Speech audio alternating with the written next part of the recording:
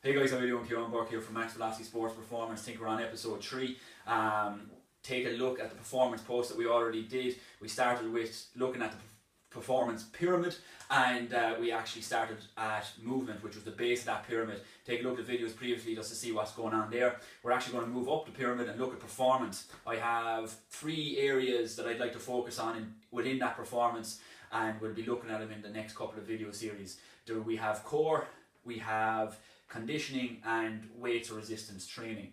So today what we're actually going to look at is the weights part of the performance pyramid, okay, or resistancy type training. Now lads, look, there's a lot of stuff that you can do weights wise. I completely understand that it's a bit of a minefield. Try and distill it down a small bit for you here. What we're going to look at is what's called the force velocity curve, okay. It's a nice bit of a template that you can get to see where you are if you're an athlete, or if you're coaching, or you have a team with a number of different athletes in different positions. You can see where they lie on this curve and maybe how to train and adapt to that. So we'll take a look here at what this force velocity curve is.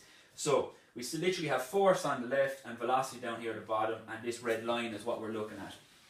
Okay, so at the very top we've high force, and we have, it's pretty slow, okay, so we're actually looking at, it's what's called max strength. So if you're looking at a discipline or a type of a sport, you'd actually be looking at powerlifting, okay, would be a good example of how to train for max strength. So you're looking at your squat, your bench, and your deadlift. Moving on down this line here, this curve, you have what's called strength speed, okay, and again, if you're looking at a sport, you're probably looking at the likes of Olympic lifting, okay. You can do other things as well as Olympic lifting, but it's just nice because we can generally all relate to different types of Olympic lifts. We have a good idea of them. So what you can do here is you can do things like your squat cleans, your squat snatches, your squat jumps, and you can also add band variations into that as well. Moving on down, we're actually moving away a small bit from the strength. We're actually going, so that's the strength speed, and now we're going to the speed strength, okay. You're actually getting a bit quicker, maybe a bit less weight, so you're looking at the clean and snatch variation, so like the hang clean and the hang snatch, and you're also sort of developing into plyos there as well, or plyometrics. At the end we're looking at sprinting, okay, and that's another, you're developing that plyometrics, you're developing that periodization of the plyometrics and getting maybe into the advanced stuff, and then you're looking at reactive strength as well. So what I like about this is the fact that it's pretty simple. These 4 areas are pretty simple to look at. So if we want to take a sport that we all know of, say take rugby, okay, and you're looking at a prop forward, big guys in the scrum, they're moving, they're resisting heavy weight very, very slowly.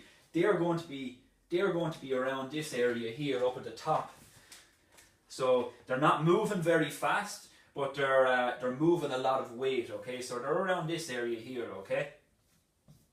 So they're leaning towards more max strength speed, but it's also not to say that they don't develop the bottom half. They most definitely do. They just don't lean towards it as much. Then likewise in the same sport of rugby, if you're looking at wingers, as much as wingers are pretty big these days, you need them to be able to sprint, to take off very quickly, to outrun somebody on a one-on-one contest, okay? So what you're looking at is you're looking for your sprinters to be focusing on more the bottom half of this curve, okay? Again, not to say that they're going to dismiss the top end altogether. They're not. They're going to look at the top end as well, but they're going to be focusing more on the bottom end. Literally, this is the overview of the force velocity curve. Something I find really good when I'm looking at an athlete initially. Where do they lie on this, and where do I need to train them, and what do I need to train them for? Obviously, taking in their experience and their how long they've been playing for or doing resistance training for as well is quite important. Hopefully, this gives you an idea, guys, of what's going on and how to train some of your teams, your members, or your athletes. If you have any questions or you want to leave any comments, please do. And thanks very much for listening. I'll see you the next time.